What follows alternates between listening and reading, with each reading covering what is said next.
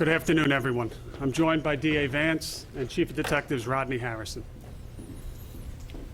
It has been a long, deliberate process from December 11th, when Tessa Majors was murdered, until today, February 15th, when we are confident that we are delivering a measure of justice and announcing the grand jury indictment and subsequent arrest of one of those involved in the killing.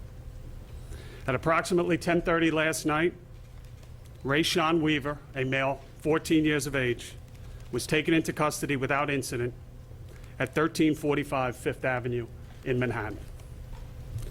Sadly, it cannot bring back this young woman, this student, this victim.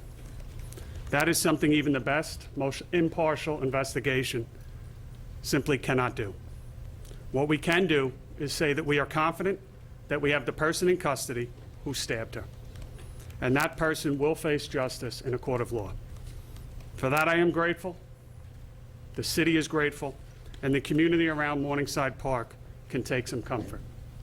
We have been in touch with Tessa Majors' family, and again, sadly, there is no comfort that we can give them, and for that, we are sorry. DA Vance? Thank you, Commissioner. Good morning, everybody. Thank you for being here on a Saturday. Not present for my office right now, but I believe may be coming are Senior Trial Counsel Matthew Bogdanos and Elizabeth D'Antonio. Now, as Commissioner Shea has laid out, this arrest is a major milestone on the path to justice for Tessa Majors. And our journey to reach that milestone today was not a sprint, but rather it was a painstaking, deliberate, and meticulous search for the truth. Both our offices, the police and the Manhattan DA's office, working in seamless collaboration, determined from day one that whatever the opposite of arrested judgment is, that is how this investigation would proceed. We've reached a major milestone with this arrest and filing of the criminal complaint, but we're not here today, of course, to celebrate that. The killing of 18-year-old Tessa Majors was a heartbreaking tragedy that brought unimaginable loss to her family and friends. And in different ways, it is a tragedy for the Barnard, Morningside Heights, and West Harlem schools and communities. A few minutes ago, our office charged the defendant, Rashaun Weaver, in criminal court with what is called a criminal court complaint. He's been charged with 2 counts of murder in the second degree, with 1 count representing intentional murder, and the other a felony murder, a murder caused in the course of a robbery. 1 count of robbery in the first degree and 3 counts of robbery in the second degree. Now, the factual allegations are laid out in detail to the criminal court complaint, and Danny Frost, our communications director, will be happy to provide copies of those complaints to those of you who want them. But the allegations are really laid out in heartbreaking detail. The complaint paints a picture of the video evidence, the blood evidence, the smartphone evidence, the iCloud evidence, the witness identification, and the defendant's own statements that were rigorously collected and examined prior to this arrest and indictment. And it paints a gruesome picture of what this young woman endured in her final moments. As alleged, some of the last words she was known to have said was, "Help me, I'm being robbed." At the defendant's arraignment a few minutes ago, our office requested remand on a basis of the defendant's previous flight from authorities, and Judge Jackson remanded the defendant and adjourned the case to the youth part 73, on February 19th for arraignment on the indictment. Our office also filed a certificate of affirmative grand jury action, which means that a grand jury has voted to indict the defendant.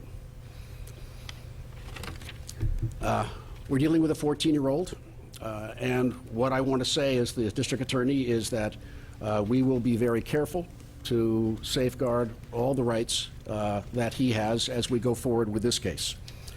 We are committed, our office, as I know the NYPD is, in fairness in all our cases, but also especially in those involving youth. So I want New Yorkers to know that we are recommitting today to fairness in this case, because only a fair process will result in true justice for Tessa Majors.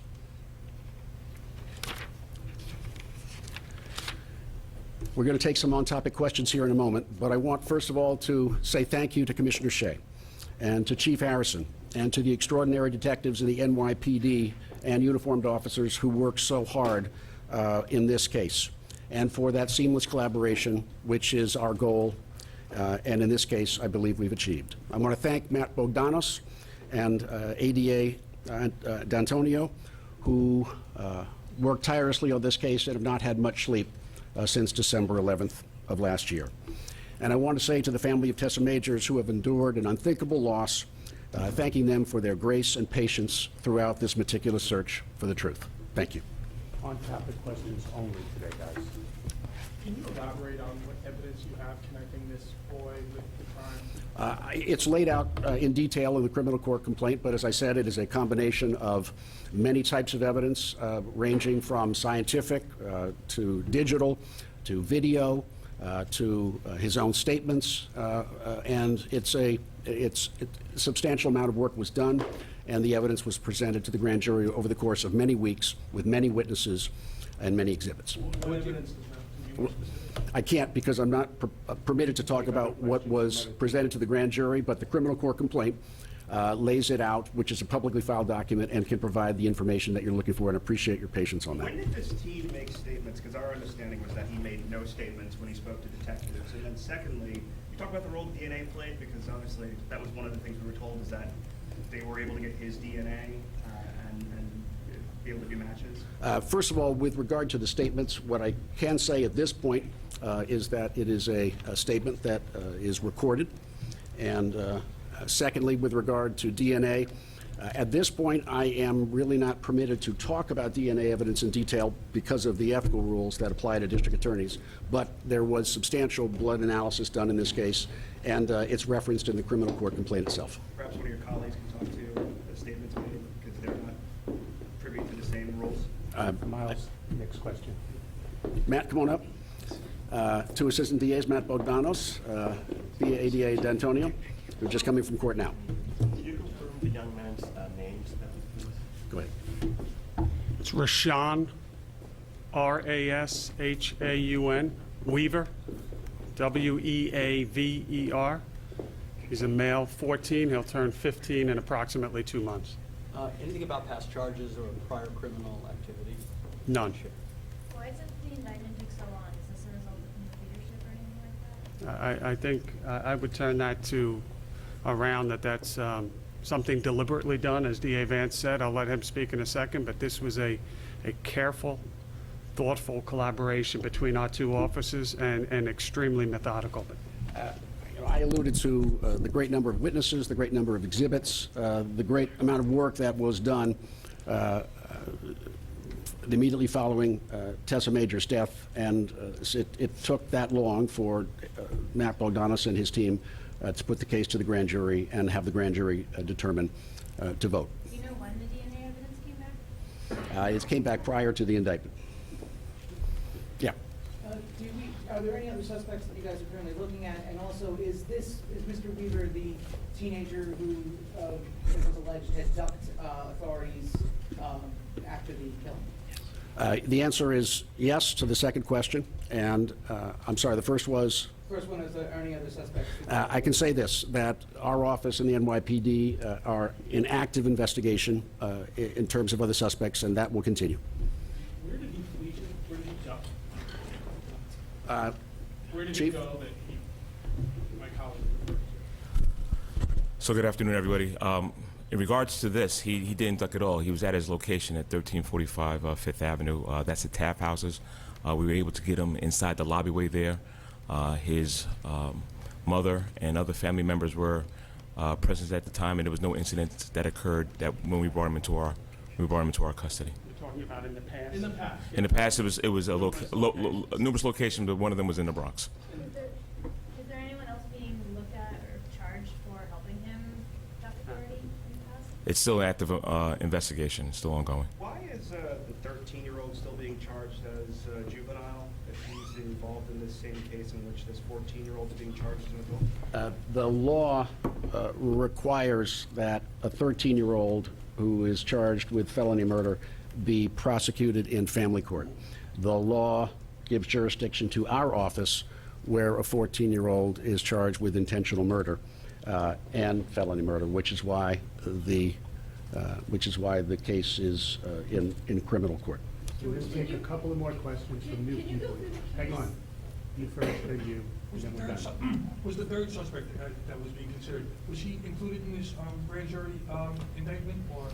I can't talk about what happened in the grand jury. The indictment does not include the third individual that you're referencing. Can you go through the case in chronological order in terms of when the suspects were picked up, released, re-picked up, and then charged? I will leave that. I will leave that to I mean, what I'll say is this is roughly a 2-month process. It's been well chronicled in reports. The initial arrest of the 13-year-old was made in fairly short order. I'm not going to go through every date in the last 2 months, but this is the culmination of a lot of work, as DA Vance said, between members of Manhattan North Homicide, the 2-6 Detective Squad, and incredible work by those in the Manhattan District Attorney's Office, continuing to seek justice for this victim. Sir? I'm sorry, Commissioner or Chief Detective, was there any trouble yesterday evening picking him up? You said you got him in the lobby.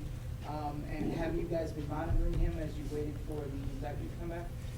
So there was no incidents that occurred when we brought him into our custody. We took him down to the 5th precinct. He was stood there overnight inside the juvenile room at that location. Then we brought him to court early this morning.